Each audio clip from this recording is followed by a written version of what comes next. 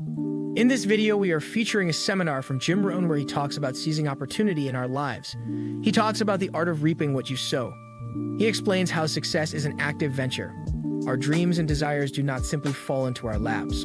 The things we seek tend to move closer to us. It is up to us to build the proper habits now so we do not suffer the pain of regret later. We must become lifelong learners if we are to progress and proceed to achieving our dreams. The thoughts outlined in this speech are quite possibly some of Jim Rohn's most revolutionary. This is one of my favorite speeches of all time. He has a way of unlocking our minds in a way that makes the path so much clearer. These teachings help me realize that in order to succeed, it takes so much more than just positive thinking and motivation. We must roll up our sleeves and do the work. Now, without further ado, here is Jim Rohn. But here's what the great law says. It does not say, if you need, you will reap. That's not what it says. Someone says, well, I really need to reap. Then you must learn the basic law. And without education, see, you'll be left behind. Here's what it says. In order to reap, you must plant. Guess who deserves to reap? Those who plant. So, could I deserve something unique and valuable? Yes, if you understand the law, if you understand how it works in your own self-interest. We must plant, we must give to the soil, we must turn it loose, we must let it do its work, we must have patience, take care of it. Now we deserve the reaping. If you need, you must plant. Next, if you need to find, in your own self-interest, if you need to find, here's what it says, you must search to find. Finding is reserved for those that search. They're the ones that deserve it. Somebody who says, well, this person really needs to find a good idea, then they must go searching. You must go to the library. You must go to the seminars. You must go to the sermon. You must go to and listen to the lyrics of the song. You must go to where education is being taught. You must go to where good ideas are being shared. Go to, go to. Rarely does a good idea interrupt you. Rarely. Good ideas are like mining for gold. You've got to develop the mental machinery to go look, go sifting, go searching, go looking. And if you search, what? You will find. The promise is there for everyone in their own self-interest. You'll find all you need to find. If you search for it, you'll find everything you need for your health, everything you need for a flourishing lifestyle, everything you need for a good marriage, everything you need to strengthen your friendship, everything you need for economics. You will find if you'll do like you did today. Spend a couple of days searching, taking a look, seeing if someone has some good ideas to share. All things are conditional. God says, I'm an amateur on God, but God says, if you'll move toward me, what? I will move toward you. It's always conditional. Which could also be translated, God says, you don't move, I don't move. You say, well, that's arbitrary. Well, when you're God, you can set it up that way. Remember, your planet, you can rearrange all this. Change it all. But on this one, here's what's interesting. What you move toward tends to move toward you. If you move toward education, education starts to seek you out. This is one of the unique positive mysteries. Whatever you move toward moves toward you. If you move toward progress, progress seems to want to now embrace you, move toward you. All life seems to wish to reward its benefactor. If you become the benefactor, you'll receive these incredible rewards. If you're the benefactor to the garden, the flowers seem to bloom and say, look at me, look how bright and beautiful I am because you took care of me. I wish to reward you by being beautiful, lovely, spectacular. Your own children, if you become their benefactor, they want to reward you with their progress. I taught my daughters how to swim, right? My daughters would say, and to dive. And my daughters would say, Daddy, watch, watch. Look, watch. Look what you've created here. I mean, you've spent the time with me and, when it didn't go well, now look at me. This is the payoff. Watch me dive. I was their benefactor. Now all life wishes to respond to the benefactor. Those who give their time, give their effort, give their patience, give their ideas, the benefit of their experience. Now, whatever has benefited from that wishes to respond. The crop wishes to grow. The child wishes to show you how much progress they've made. That is so exciting. Otherwise, the wisdom is wasted. Otherwise, the emotion soon passes. Unless you put it into a disciplined activity. Capture it. Disciplines is called how to capture the emotion and how to capture the wisdom and translate it into equity. Disciplines. Now, here's what's important about disciplines. All disciplines affect each other. In fact, here's a good philosophical phrase. Everything affects everything else.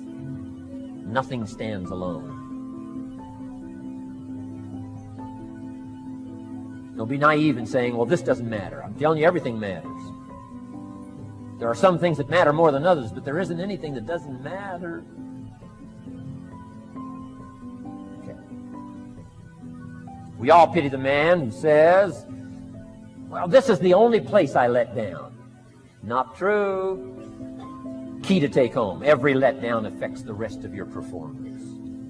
Every letdown affects the rest. If you don't take the walk around the block, you probably won't do the apple a day.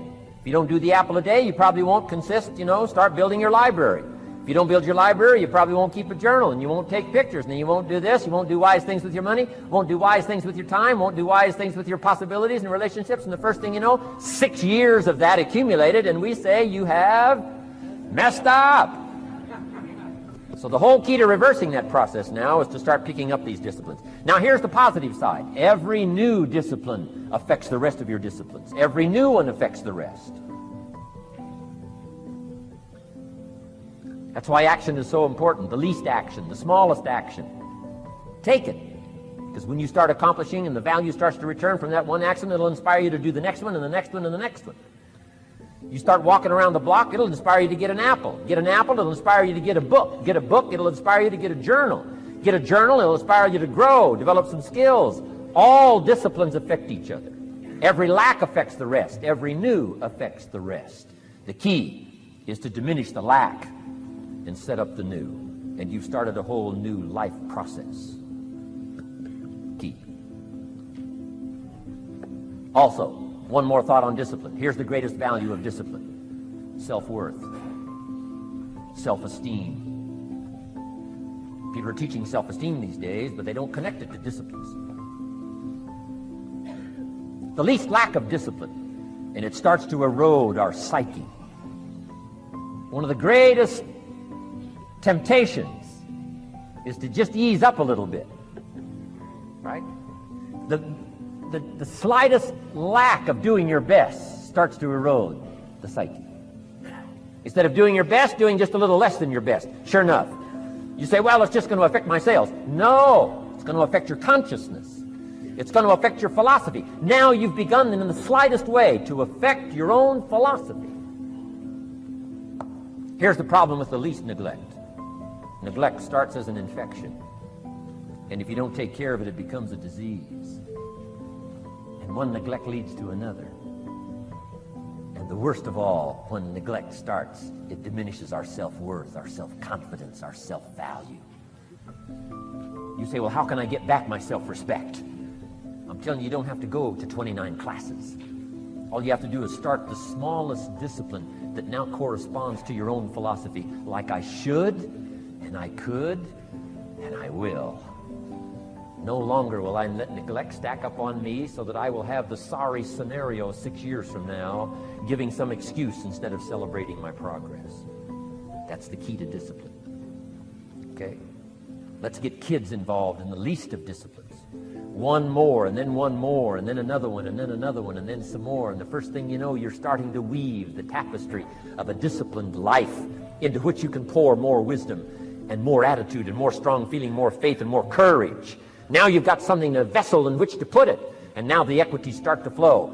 And the early return, I'm telling you, if you'll start this process, the early return will have you so excited. You'll commit yourself to this strategy for the rest of your life. And we all have the ability to align ourselves with something that will outlast us, something that is bigger than ourselves, and energize and propel us to new levels of consciousness.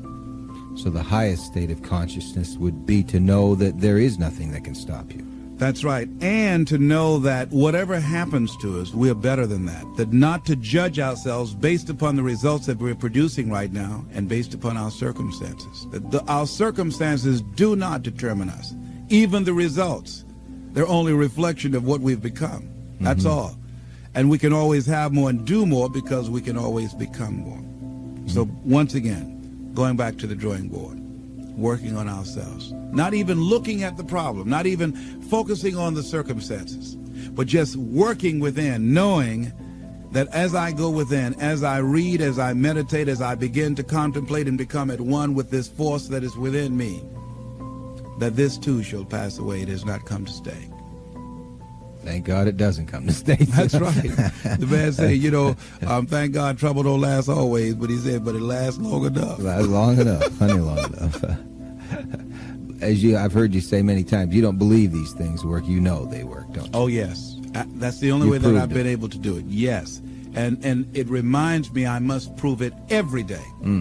But if you can begin not to focus on and accept your current reality as what's it for you, beginning to know that you are involved in creating reality, and that breakthrough, the level of energy, the kind of thinking, the kind of person you must be in order to produce those results, that you're getting out of step with the common thinking of all mankind, that you're marching to the beat of a different drummer, and that can be lonely, and that can feel awkward and strange and weird, and it's okay.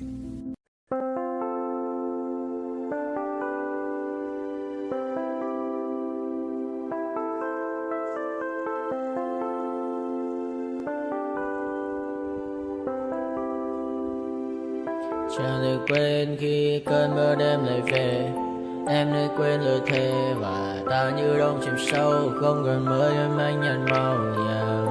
Anh chỉ cần mơ đâu em chỉ còn là những cơn mưa vô giá cho bên mưa em không mơ hay nhẹ. Anh một đêm mơ chỉ cần bên em không được cần nhớ và chỉ có em không còn nhớ và người ta bên nhau như ngã tớ. Muốn nhớ về say em chỉ có mấy em ở đây và anh như muốn chết đi nhưng không muốn em mãi và mãi. Tình yêu làm cho ta đau đầu, không em như làm hâm mộ. Anh như đeo mong cầu và mưa bên em hôn sầu. Chào các bạn bye em mơ, chỉ có bên em nhưng đừng có mơ. Em ở nơi xa em muốn bên ai anh không mong gì hơn, chỉ mong em sẽ ở đây ôm anh thật gần. Anh chỉ mong đôi ta được có nhau và đêm đêm đâu anh có em, một đêm bên nơi có em. Ta sẽ trao nhau môi hôn thật sâu, ôm anh cứ mưa bằng gâu và em chỉ nằm đâu. Anh không muốn em ở đâu đâu, một cơn gió thứ anh không mơ cầu. Mà không đôi anh mà bên giờ anh chỉ là my friend. Em quên đi bao lời hứa, quên đi cả những ngày xưa. Anh như là một đứa, em không còn một chưa. Mà đừng ở đêm ở đêm, anh như một đôi mà kem, không như là ba trên thêm, cho em nhiều hơn như là kem. Chỉ cần là mưa thôi, em chỉ cần là mưa thôi, còn ai sẽ là nắng rồi.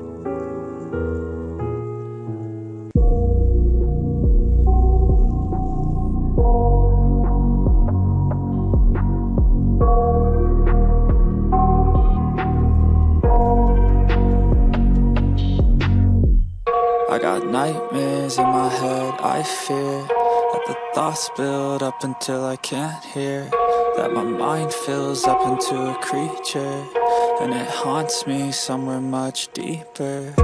Anxiety, filling up every space, no privacy. And silently, it could build and build until you finally see, whoa, it's taking over, damn no closure, moving closer. No exposure, I just wanna be a loner. Some can't stay sober, looking over all their shoulders, like moving boulders just to get out of the home. It sucks, I've had enough, I don't wanna feel the stuck under the rug, all my problems that I shove. I got nightmares in my head, I fear that the thoughts build up until I can't hear, that my mind fills up into a creature, and it haunts me somewhere much deeper. I got nightmares in my head, I fear that the thoughts build up until I can't hear, that my mind fills up into a creature, and it haunts me somewhere much deeper.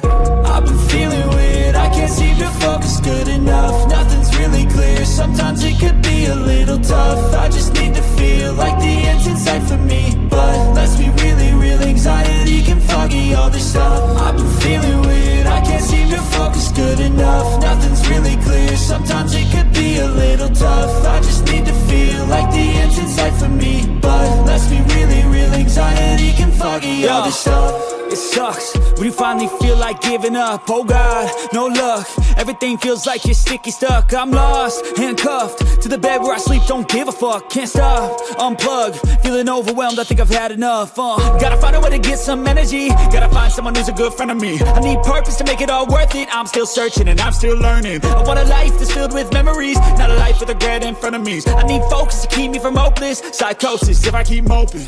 I got nightmares in my head, I fear.